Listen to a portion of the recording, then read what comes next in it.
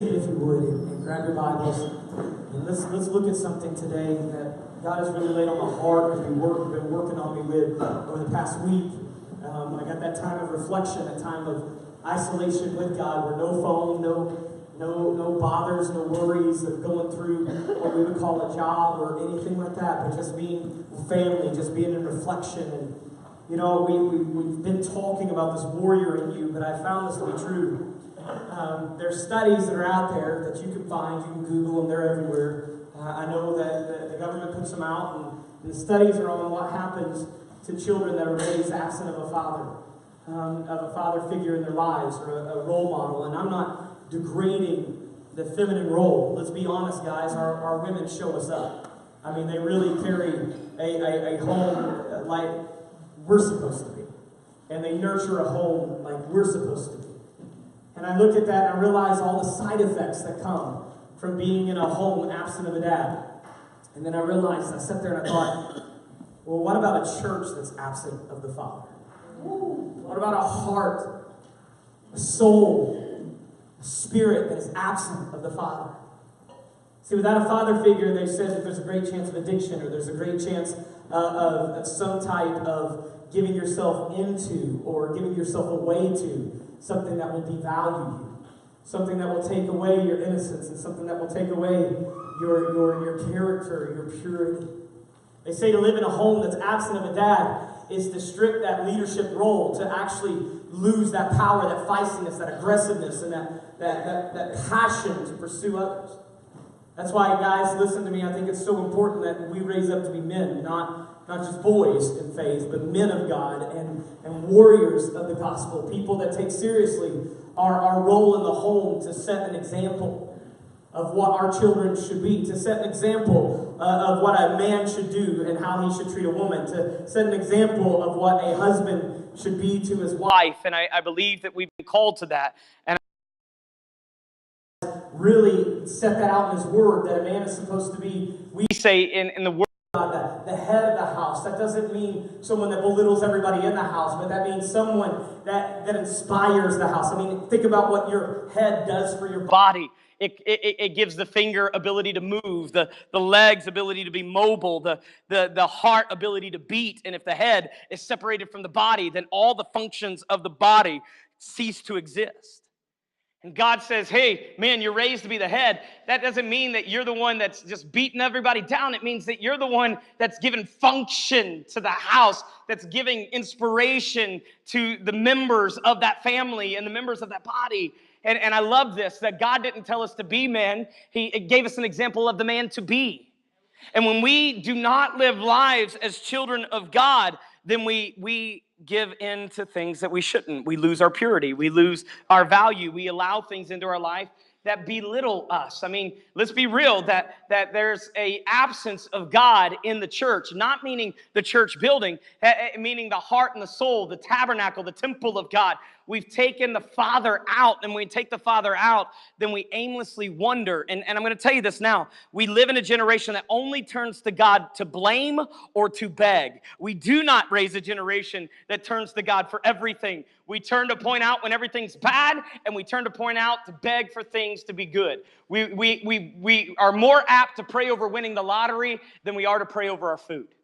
And we're more apt to ask God to come into our lives and give us, pay off my debt, do these things, than we are to ask God to come in and feed me today, nurture me today, grow me today into the person that I'm supposed to be. And I look at that in my own life. I'm not preaching to you per se. This is what God's been preaching to me. Like, hey, I've called you to be the father of your home, but how are you going to be the father of your home if you're absent of a father? If you've never had that example that trains you to be the warrior you're supposed to be. And a lot of us look at our earthly dad and we say, well, he never showed. Hey, that's why God substituted.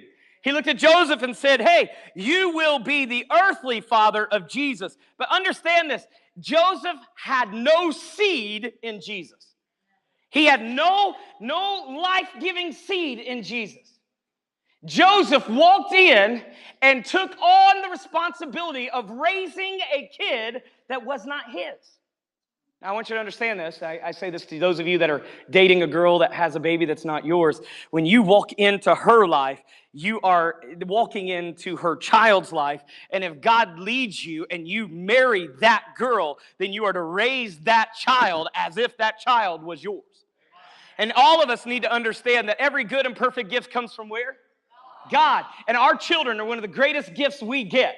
But I know this to be fact. Lincoln may be of my name, but he is not of my seed. He is of the seed of God, that God ushered him in. And so when I see that, I realize that he needs to be focused and pointed towards a God that will nurture him into a warrior. And as a father, earthly father, I am to be that example.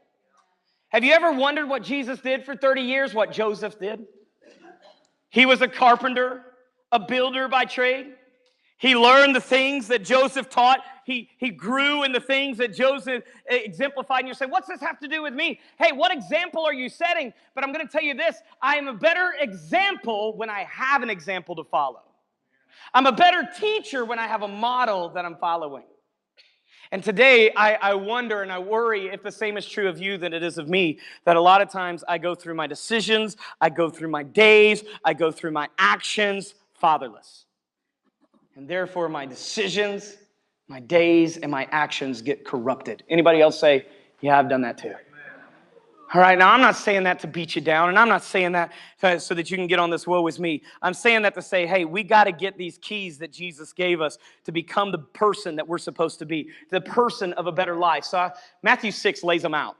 Now, I'm not going to read every verse of this chapter. I'm wanting you to do that, and I'm praying that God allows us to linger here. So I'm planning on, if God allows, coming back to this raising the warrior, unlocking, getting the keys to a better you. Now, how many of you have ever bought a brand new car or had a brand new car given to you? Would you slip your hand up? How many of you have ever bought a used car that was new to you? Now, how many of you, when you got the keys to that car, you got excited? Anybody else love a new car smell? Yeah, it's put in there on purpose because they know you love it. You know, and in there, we get that, we get in there, and there's this excitement that thrills. You know, God says, I will create in you a new mindset. I'll create in you a new life. I'll create in you a new spirit. And so today, I firmly believe that once we go to God, and every day as we go to God, He gives us the keys to a better us, a new us, a renewed us. And so in Matthew chapter number 6, He gives us 7 things that will unlock a better us. So will you grab these and go with me, and we'll come back individually and look at these over the next few weeks if God allows. Now listen to me. I don't know about you, but it's hard to come back from a time off because a lot of times I come back and I am super excited. All right? Now in there, the hard part of that is you come back to people that a lot of times aren't excited. I'll go on a mission trip, and I tell them when they're coming to give their testimonies, you're going to stand up there, and you're going to talk about these things you're passionate about, and you're going to look at everybody, and they're going to seem like they're totally, completely bored. All right? They're not going to get it. Why? They never experienced it. You know why some people sing praise and worship, and they're ready to jump up and down and punch Satan in the face, and some people sing praise and worship as if Satan's already punched them in the face? You know what the difference is? Some people experience God, and some people, they are spectating God. All right, I don't know about you, but I want to experience God. Anybody else in the house like that today? Anybody else want the joy of the Lord in their lives? Anybody else want a breakthrough? Anybody else want to break down what the enemy's trying to do in our nation? I mean, aren't you sick and tired of bad news? You say, well, how do you combat that? Number 1, stop watching it because that's all they want to point out. And number 2, start creating the good news. You know, we went up and did a Christmas Eve service. So, like, we couldn't even count the hands. Over 20 people out loud professing Christ on Christmas Eve. And you look at that and you say, hey, that's good news. I ran into people in the mall and start talking about their families and spend 35, 45 minutes standing there just celebrating who God is. I had a lady come out that wanted to give a shirt to Steve, that met Steve at a youth conference. And so I got to the mall when the walkers are there. You know what I'm talking about? All right. I've heard we walked in and somebody said, oh, you're now with the Walking Dead.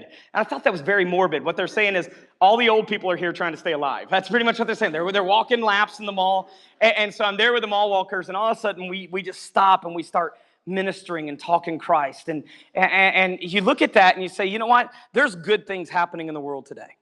There's great things happening in my life today. But if I'm not careful, I will focus on and allow the bad things of the world and the bad things of life to become the only thing I focus on and the only thing I talk about. Now, I want you to understand this, that mindset will destroy you. So God says, let me plant these things in you. So this is a message that Jesus Christ himself preached. So look at these first verses in Matthew chapter number 6. The 7 keys are this. Number 1, be a giver. All right? You want a better you? Become a giver. The Bible says in verse number 3, but when you give to someone in need, don't let your left hand know what your right hand is doing.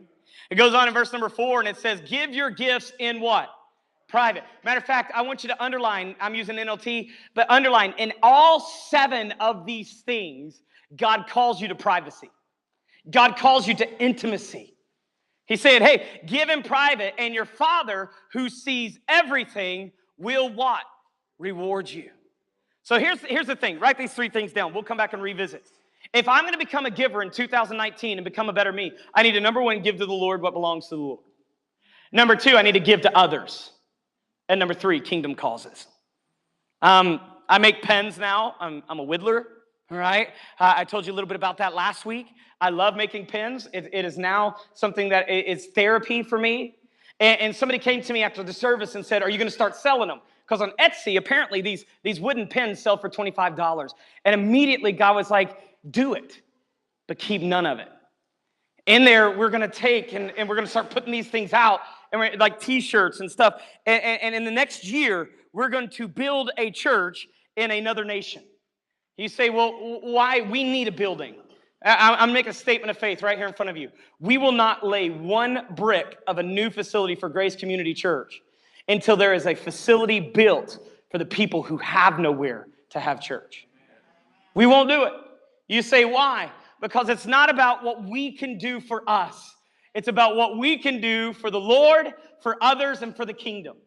Now, how many of you realize we have a place today? Look around you. You're in a building. You say, well, I don't like this and I don't like that. That's okay. That's okay. If somebody looks at you, I'm sure they have the same things to say about you. All right, but in there, understand, we still got a place to celebrate, right? We still got a place of comfort. We still got a place to come grow and strengthen our faith. But there are those in the world today that don't. The area that we're looking to go has a 33% orphan rate, to where 33% of their area are children under the age of 9 that don't even have a home to live in. They're people that go and don't even have food. And you say, why would we in this place go create a tabernacle for us when there is no tabernacle for others that are in need? And you say, well, I want to be comfortable. This isn't your church. All right? This isn't. I'm sorry. This will not be good for you, because I plan on staying really uncomfortable this year. I'm asking God to keep me out of a comfort zone. God, don't tell me that we're going to Bethlehem. Just take me on the journey. Put me on the donkey and let me ride under non-good conditions like you did with Mary and Joseph, so that something amazing can happen that we don't take credit for. Something great can happen that we didn't build. And you say, I'm tired of churches asking for money. I'm not saying that. I'm saying this. There is no greater ammunition against selfishness than generosity. Than saying, I want to be a giver. I want to build somebody else up. How many of you have ever had the blessing? Now, I know, I'm not asking you to stand and testify, but how many of you have ever had the blessing of providing a need for someone else that was in need? Would you slip your hand up? How many of you in that moment, there was so much joy? All right. How many of you volunteered at a Mobile Life House event? Raise your hand. How many of you absolutely love it? How many of you have ever ran into the person in Walmart that God told you to give a gift card to, or paid for gas on the person on the other side of the pump? How many of you have ever paid for somebody in the drive-thru behind you? How many of you have ever just said, hey, God told me that you were in need, and so therefore I'm going to be a giver, and I want to bless you, and I want to help you, and I'm going to tell you this now. If you've never done it, you're really missing out. You say, well, why is generosity so important? Well, because had God not been generous, where would you and I be? Had God not been a giver, where would we be? So God so loved the world that he what? Don't tell me you love people if you're not willing to give to them. All right, don't tell me you love the Lord if you're not willing to give to him. You're saying, well, you're just trying to make me. No, I'm not. I'm trying to unleash you. There's nothing greater than trusting God's economy system. Can I tell you this? Write this down. All right, don't forget it. The American economy has fallen, raised, and fallen again. Time and time again. If you think we are absent or we're protected from a fall, don't forget 2008. All right, don't forget that everything crashed and people were begging for jobs and people that were self-employed could not make it and homes were foreclosed on left and right and credit scores were destroyed and people could barely make ends meet. Don't forget that. And then understand that economists are now forecasting that we're in line for a greater fall than has ever happened in our nation's history. You saying you're trying to scare us? Absolutely not. Here's the truth. When there are more takers than givers, there's no way to sustain an economy system. How many of you understand what I'm saying? And in America, we have raised to a 63% taker, 47% giver.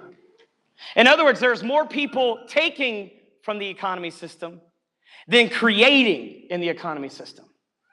And in there you say, well, that's so-and-so's fault. No, this has been on a track for many years coming. But I'm going to tell you this. The economy of heaven has never, not once, swayed. I mean, God is just as rich today as he's always been. And I'm going to tell you that today you will never get in a giving battle with God and win. You will never do it. God is a generous and a gracious God.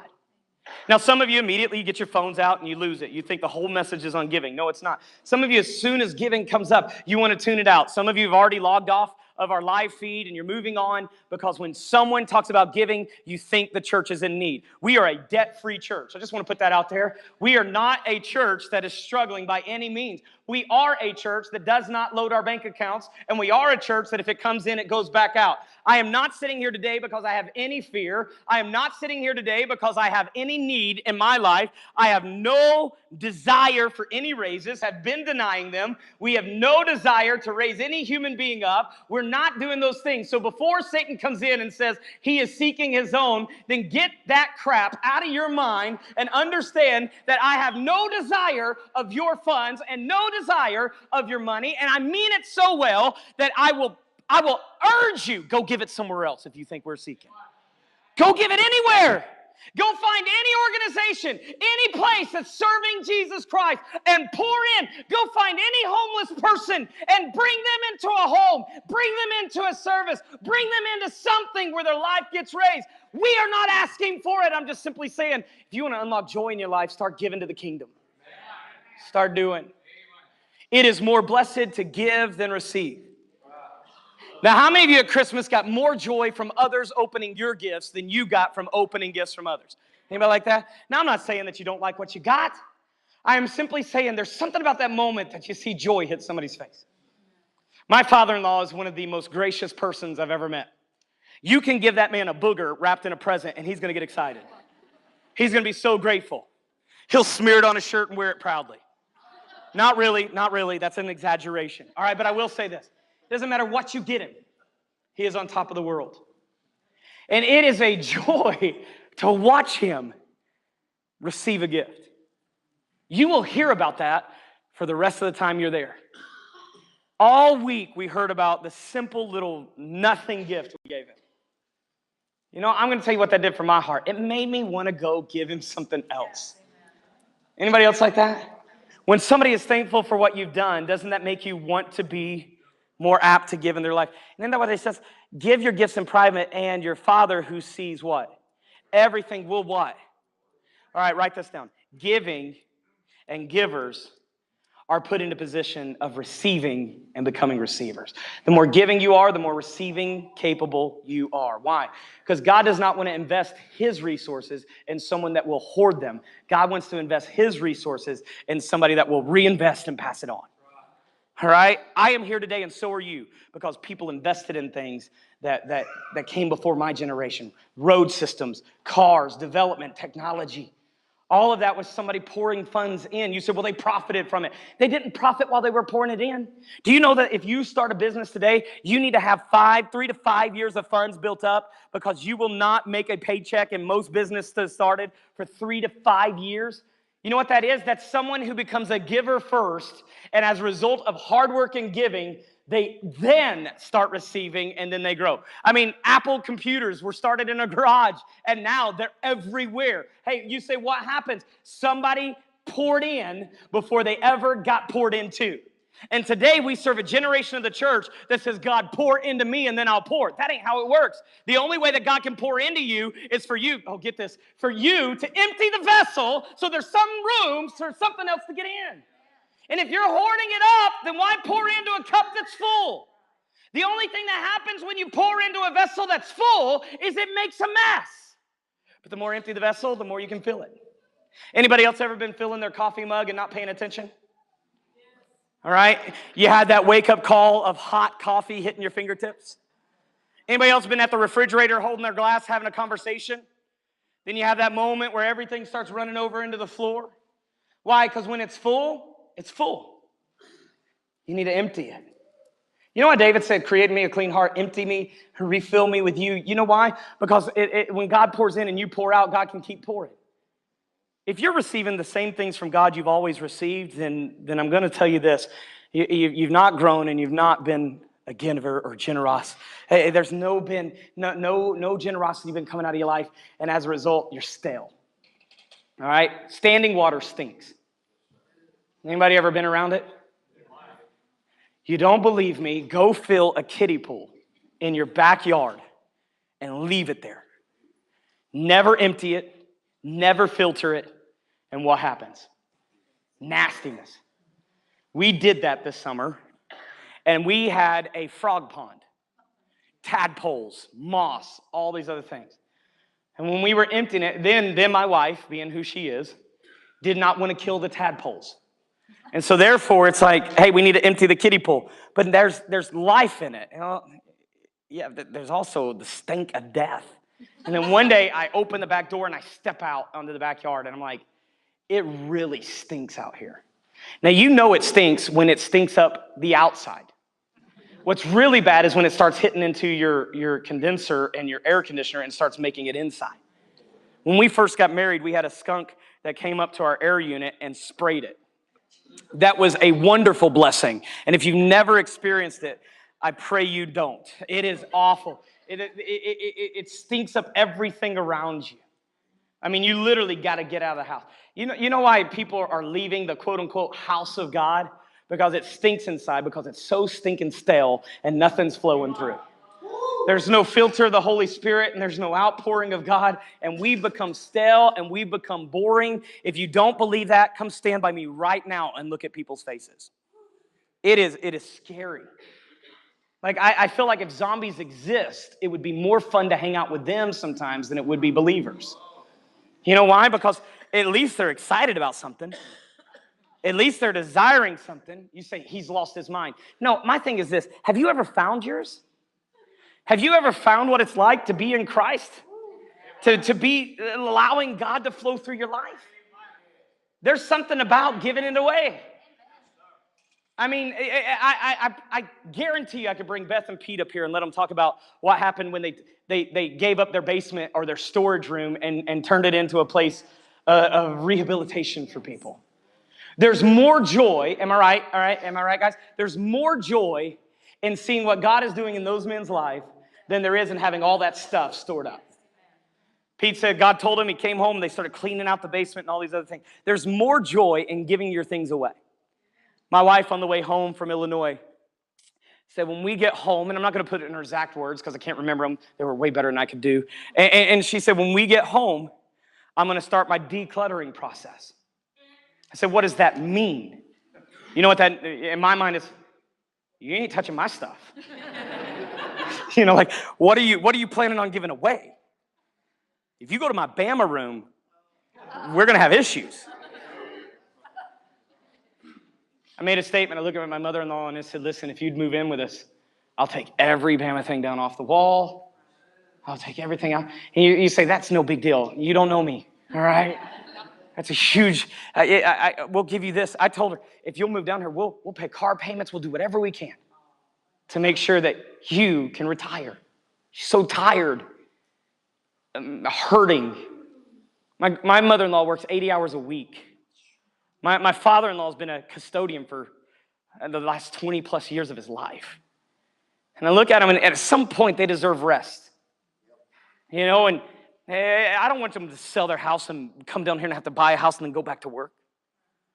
No, I want them to come in and live with me. 2 reasons. Number 1, I love them, and I want them to reap the benefits of what they poured into us. And number 2, we need a babysitter. All right? And that would be awesome. All right? But cut that out of the video. All right? Just in case they're watching. The reality is this. They're so giving that all you want to do is give back. And the more giving you are, the more giving God wants to be in your life. And I want to challenge you this year. You want to better you? Be a giver. Number 2, look at this. You find this in the next verses. Verse number 6, be a prayer. Now, through verses 5 through 13 talks about this, but in other words, here's what we're saying. Stay in communication with God. Now, as I said, we'll come back. Write this down. Communication strengthens relationships. Communication strengthens relationships. And the more you're in communication with somebody, the stronger the relationship becomes. The absence of communication destroys the relationship. In other words, you know what prayer is? It's like going on a date with God. You go on a date to do just a few things. You ready, Timmy? Write this down. Why are you taking notes? This is how you stop being single. The date is this. Listen, you go to get to know someone. And the only way you get to know someone is to what? All right. First, listen. Listen. You'll never get to know somebody if you're doing all the talking. You know prayer goes 2 ways. There needs to be a time of prayer that you're saying, speak. God, what is it you want me to hear? We call that meditation, where you're focusing only on God's voice, and the only thing you want to hear is Him communicating and Him pouring in. God, what is it that I'm not seeing? God, what is it that I'm not hearing? You know, part of prayer requires you being in God's Word. That's why I wonder, why do we pray with our eyes closed? Out of reverence.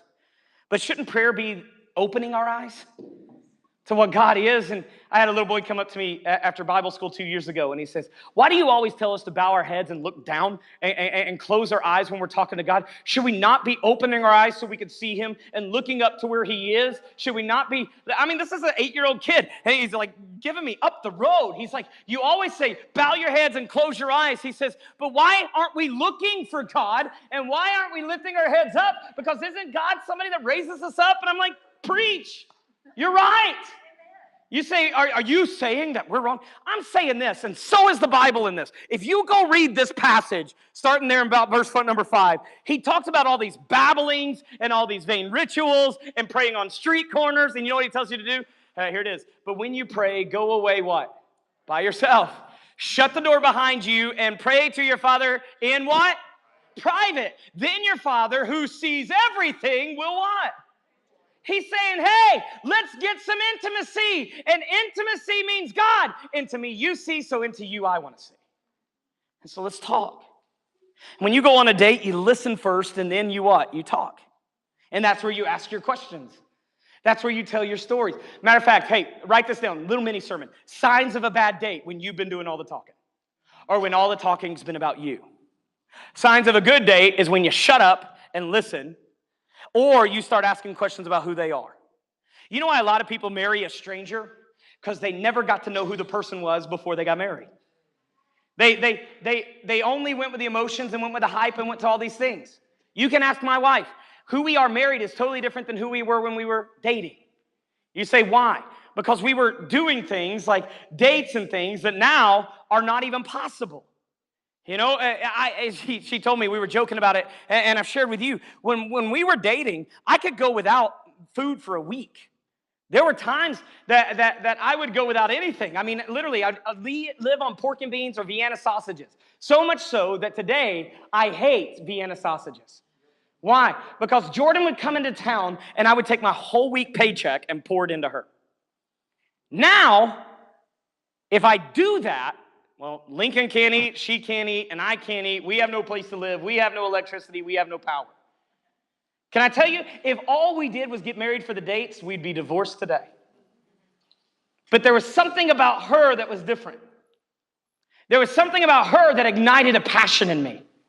Something about being around her that brought out the best. She started saying things that she had been praying, that I had been praying. She started speaking things about God that were word for word what I was speaking about God. She was saying things that she had talked to God, that I had been talking to God about. And when she started saying, hey, just this past Wednesday I prayed this, and just that past Wednesday I prayed the same thing, hey, I knew that there was some kind of connection there that I would need.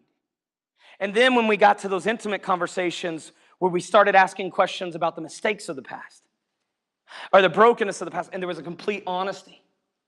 I'll never forget where I was on the road where we were having one of these deep conversations to where she was asking me things about who I was, and I was asking her things about who she was, and that fear even came out, and we said, I'm scared if I tell you this, you're not going to like me, but here's the good news. Love shows up in the brokenness, and when you start speaking about how weak you are, love says, I love that, and I love that about you, and I'm going to come in and strengthen you. Hey, by the way, if you had no weaknesses, you'd need nobody else. It's the fact that you are flawed and you are broken that you need somebody to come into your life and to help you. It is not good for Adam to be alone. Why? Because Adam had a weakness. He had temptation, and he would need somebody to be there on their worst day. Now, understand this. We look for the perfect match. No, look for the person that complements every weakness you have. And don't change that person. Because to do that is to rob from your life the strength that you need them to bring. I no longer in marriage say, this individual's given up their individuality for this one. Unity candles, remember? As they blow out the candle, they're symbolizing that they're no longer an individual, but now they are just one. Wrong. They're still an individual, but now they're partnered and they're paired. And as we blow out the candle, I keep my individuality, but what I'm saying is I'll give you everything I am. My strengths and my weaknesses. For better or worse, sickness and health, till death do us part. You know what the other person does? I'll give you everything that I am. You know what prayer does? Prayer goes to God and say, God, this is everything I am. Here's my weaknesses. Here's my flaws. Here's the things that I have fallen short. But God, here's my strengths, and here's my desires, and here's my passions, and this is what ignites me. And then God says, hey, I have no weaknesses, so let me just tell you, I love you. Here's my strengths, and here's my passions, and here's my desires. And when your passion desires and your strengths, they collide with his passion desires and his strengths, it creates an unstoppable force, and the two become one. And what God has joined together, let no man tear apart. And that is why you're the bride of Christ. And that is why you're given that symbolism, because we have been yoked with Jesus, and he brought his strength into our weakness. And when we're connected, we grow stronger. I am so tired of prayer just being something we do. Prayer should be something we are. Constantly dating our Heavenly Father. Constantly getting to know him. And constantly learning and letting him lead. Be a giver, be a prayer. Look at the third thing. I'm on a terrible pace, I know. I told him, tomorrow's the day I start rebuilding the temple. In other words, I have brought candies and cookies for the past month with unlimited, what would we say this? I ate terrible. Let's just put it that way. Anybody else? For the past week, all I've done is shove my face full. I told somebody, I got acid reflux from all I'm eating, but I'm going to power through. You know what I mean? I was there with my mother-in-law. She's making her homemade sugar cookies, and you can't buy anything that tastes like them. She made sloppy joes, and that's one of my favorites. She made fettuccine Alfredo. She made all these different things, and I'm sitting there, and I'm like, well, I don't want to hurt her feelings, you know? This is for you. It's like I was taking communion. This do in remembrance of me. Deb, this fourth taco is for you. You know what I mean? Yeah, I ate and I ate and I ate, and I loosened a belt loop. I am one belt loop down. And you say, what happens? You know, I've learned this. If I allow my body to break down, then my mind breaks down with it. My spirit breaks down too. And God help us that gluttony is a huge part of who we are in America. And therefore, there's a conviction there, and there needs to be a change made.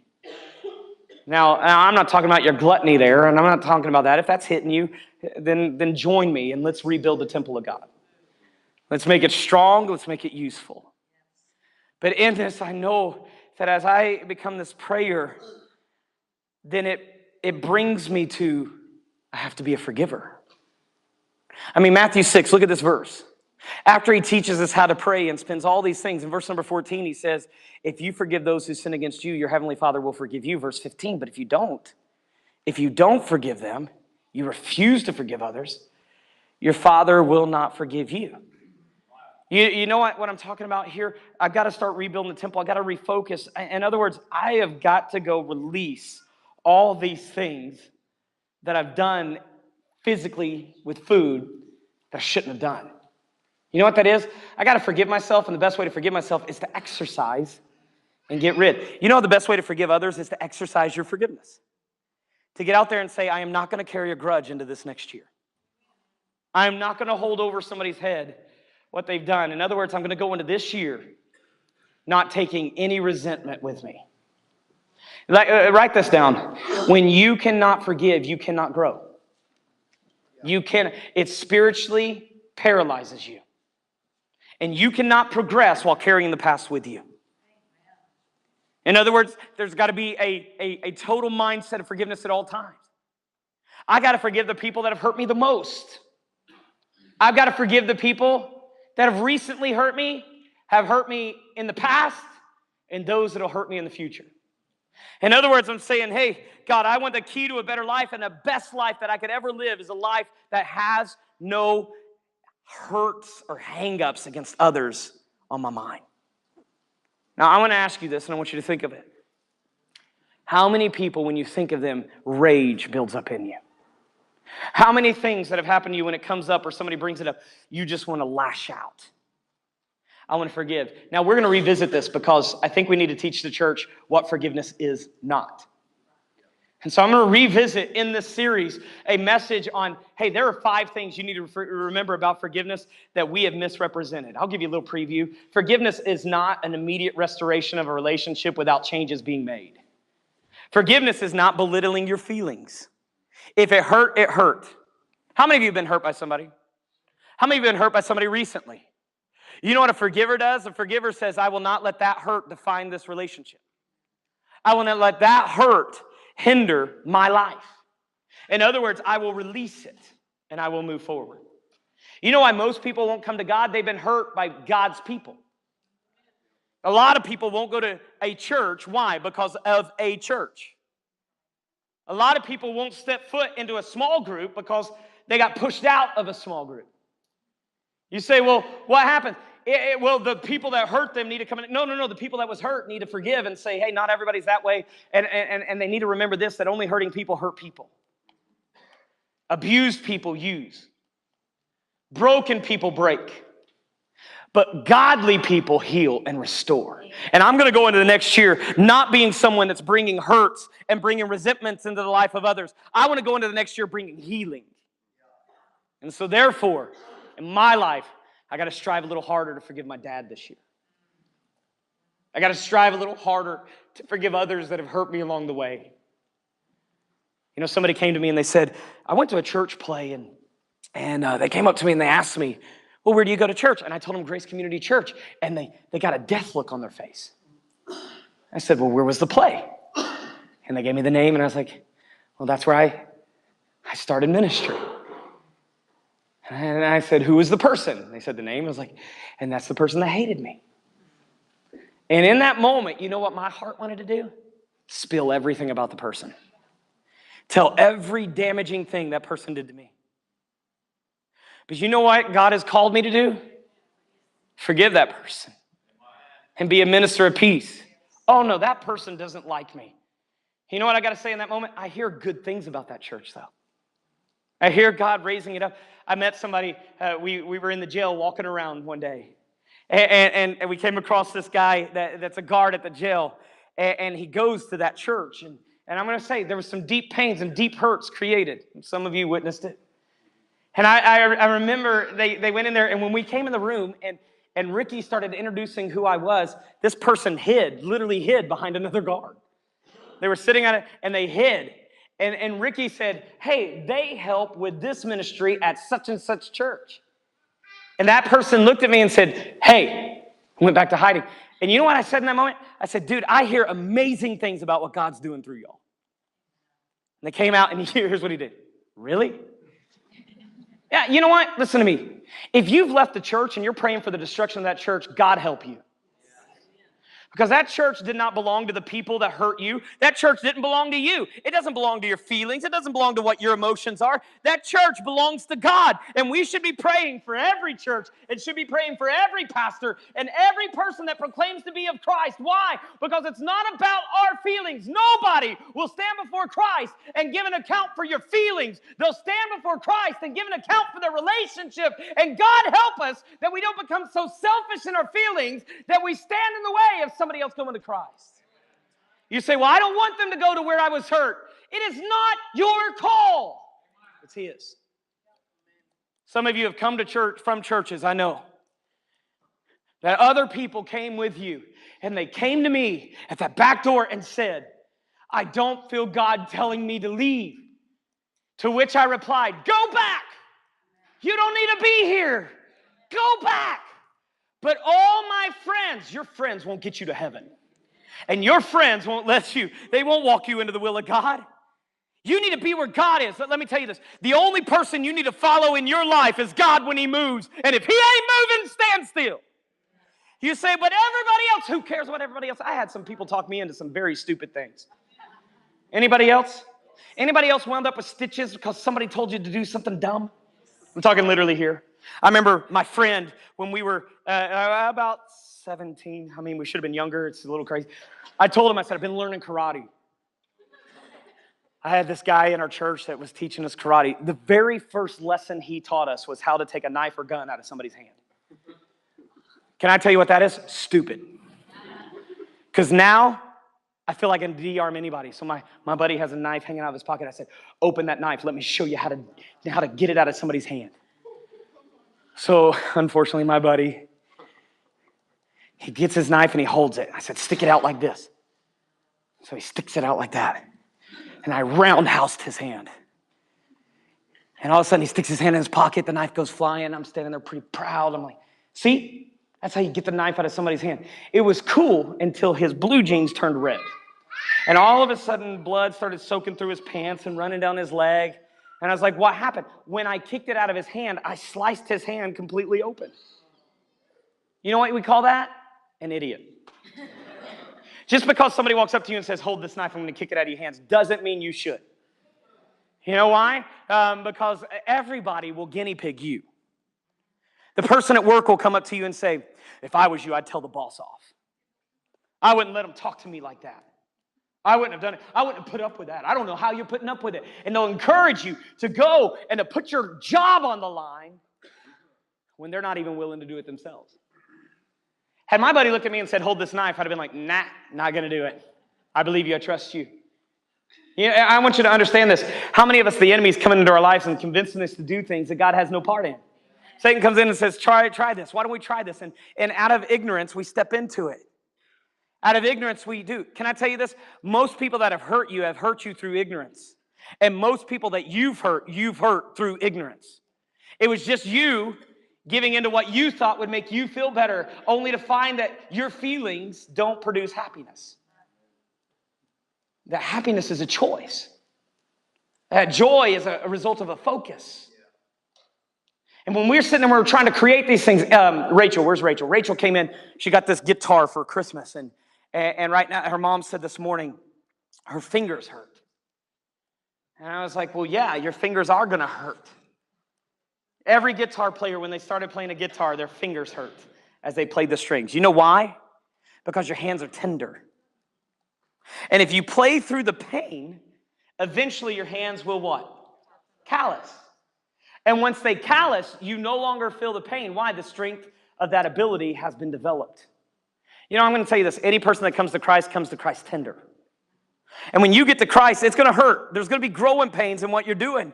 But the more you practice and the more you allow God to strengthen you and to do these things in your life, the more you give, the greater you become a giver. The more you forgive, the greater forgiveness you have. The more you do these things, the more you trust, the more you follow, the more you're able to do and the more you're able to conquer. And I like how Steve said it. He said, you know what the callus represents? It's our armor. When our fingers get armored, we can play through anything. And I want to tell you this, when our lives get that way, we can go through anything. We just need some callous souls.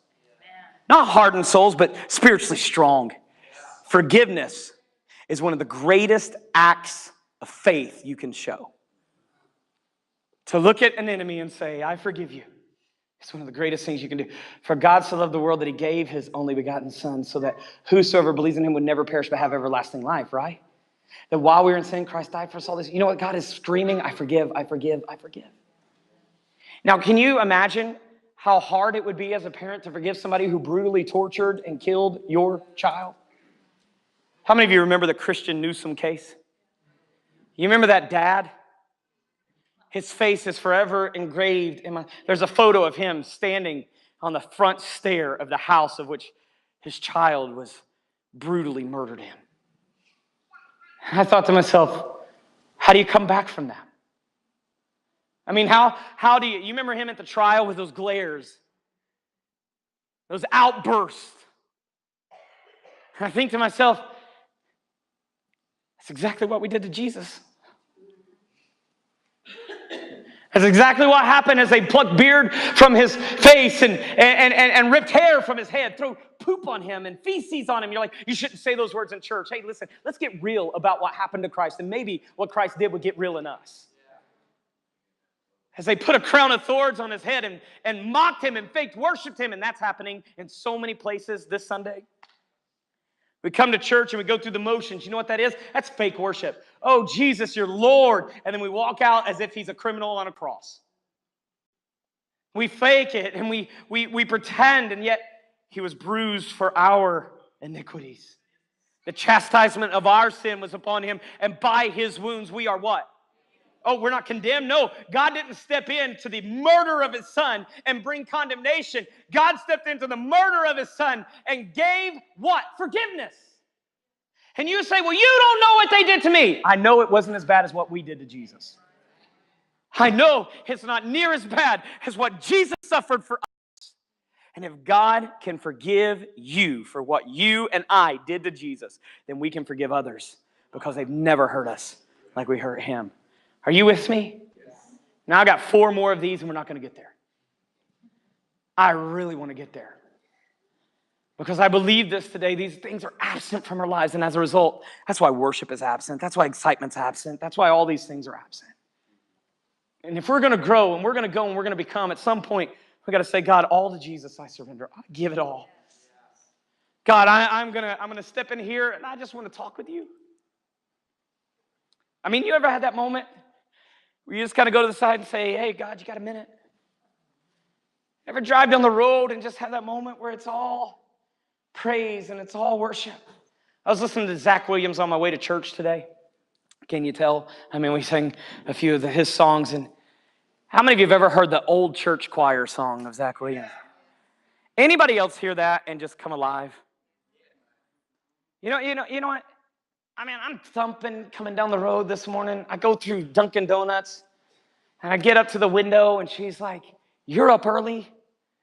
It's good to see. I was like, this is my Sunday ritual. She says, we can tell because we hear your music when you pull up to the drive-thru. I was like, that's what I want to be known for. I want to be known for someone that's in this constant communication. I find that when my communication is broken, everything else breaks. When my communication is solid, it doesn't matter what goes on around me. Same with my wife. When me and my wife are good, you can hate me. I'm good. But me and my wife are broken, I will take my anger out on you. Anybody else guilty of that too? How many of you have ever found that when there's a bitterness in your heart, that it becomes the focus of your heart? It becomes the thing that drives you. And bitterness will drive you insane. It'll drive you up a wall. It'll drive you apart. And the worst thing about it is bitterness doesn't just drive you apart from the person. According to those verses, it drives you apart from God. If you can't forgive others, your Heavenly Father, He's not going to forgive you. You say that's not fair. Well, is it fair that the only time you show up to church is when life falls apart? Is it fair that the only time you talk to God is when you need the genie out of the bottle? I mean, I haven't forgotten Aladdin. Anybody remember Aladdin? What was Jafar's biggest problem? He wanted power. So Aladdin gets this lamp that Robin Williams comes out of. And this genie's so fun and so excited, but this genie's in bondage. But because Jafar is so hung up on himself, he doesn't see the bondage that the genie's in. He wants that power and he wants that authority. And what ends up happening? He gets it. Only to find that the power and authority that he thought would set him free would actually bind him to that same bottle. You know what happens when you treat God like a genie in the bottle? You start trying to become God. And when you become God in your life, you realize that that is more binding than you could ever handle. It's more of a burden than you could ever do. How many of you have played God in your life only to find that while you were God, you didn't have a good God? Everything fell apart. And you want to be the one that at midnight's dialing somebody's number, but you want to be the one that at the worst, you're, okay, God, I'll change my life for you. Just bring this back. I'm going to say this right now. Change your life, and watch God restore. But don't you dare pretend you're changing your life because you have an ulterior motive, because that will not work. And God says, hey, I want you to come to me open. I want you to come to me. Listen, I tell people all the time, we know you're recovering when you stop blaming, stop hiding, and stop covering up all the things you've done in your life. You want to restore your marriage? Stop telling her everything she ever did wrong. You want to raise good children and overcome rebellion? Stop pointing out every mistake they've made. At some point, step into the relationship and say, I know it's not been pretty, and I know it's not been great, but I want you more than I want the way I feel, and more than I want to be right, and I want to be with you more than I want to be in control, and so therefore, I forgive. I lay it all down because the relationship matters more than my feelings. And I'm so glad that Jesus humbled himself, and a relationship with you mattered more than his comfort and his feelings. You said, well, if they would apologize, then I would forgive. What if you would forgive? Maybe they would apologize. What if you would step in and make the first move? What if you would step in and say, hey, I love you. I am glad that God did not wait for your worship to send his son, that God sent his son so you would have a reason to worship. I am so glad that God did not wait on the world to become righteous, to send down true righteousness. I am glad that God did not wait for us to tell the truth, to send the truth. I'm glad that he loved first so that we could love back, that he stepped in so we could step up. And yet we sit there and our mindsets and twist it. How can you have God in you and be waiting on others? No, God is in you. So go to others and make the first move, because if it was you that you were hurting, God would do that for you. So he's called you to do it for others. Forgiveness. Be a forgiver. When somebody hurts you, forgive immediately. When you're reminded of what they did, forgive again. When you have a dream about the affair that your parents or your husband or you have a dream about the thing that your child did, forgive again. You say, but I got questions. No. You don't need an answer to your question. Explanations will not cure you. Explanations will not heal you. I mean, what if you got to heaven and all God wanted was explanations? Why did you do everything as you did? I don't know about you, but my history is so flawed that I would spend all of eternity just answering for every mistake I've made. Anybody else like that? How many of you are so messed up? Aren't you glad that when you get to heaven, it's about whether or not your name's in the Lamb's Book of Life. It's about whether or not you've accepted Jesus Christ. Aren't you glad that when you get to heaven, it's not this show and tell of how bad you are. Instead, it's a show and tell of how good God is and how accepting God is. And today, we are losing our homes because we do not give, we do not pray, and we do not forgive. When things are going on, I will fail you at some point. I'm just going to lay it out there. I have a bad attitude at times, especially during football games. My intelligence is limited. Anybody else is like that? Anybody else want to love, but sometimes you just don't know how? You want to be a husband you never in your life. That's why you need people that are 56, 57 years in, like Betty and Burl. Hey, you can just have an example. Anybody ever wanted to be a dad, but you never had one of your own? And then you get a kid of your own and you don't know what to do? Hey, anybody ever wanted to serve the Lord and then volunteer for service only to find that, oh my goodness, without him, I can't do this? You know what you need?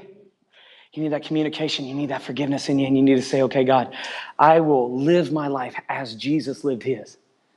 When people are brought in sin, instead of focusing on the sinner, I will give them that way to find forgiveness of that sin by pointing them to a Jesus that's, instead of stoning them in sin, sends the stoners away so that the sinner can stand and go. That instead of condemning them on the cross says, today you'll be with me. Instead of condemning those that nailed him to the cross, Father, forgive them. They don't know what they're doing.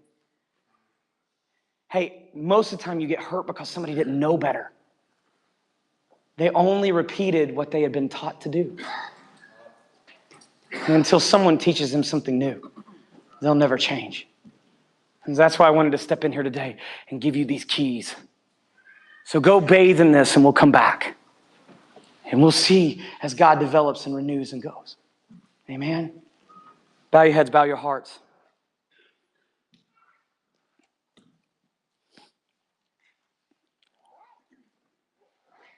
Anybody in here today? We'll sign off online, but anybody in here today that says, hey, listen,